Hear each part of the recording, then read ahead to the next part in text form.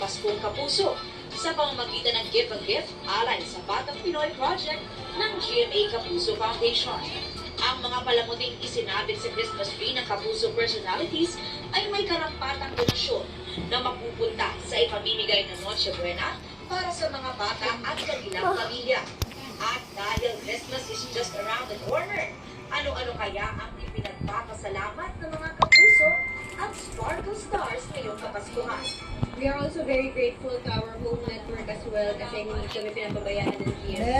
Eh, And we're just happy to be kumain ka na. Marami kami pinagpapasalamat pero siya naman Ay, talaga yung nag-bake pa ako kasi fasting ako. Okay na. Bobby Caramel, updated to showbiz Saturdays. O, pakuha mo dito sa second floor kay Sapi. May plato kasi kayo dito. Sa Wakit mga na ako. kapuso natin dyan, naghahanap pa ng mga pang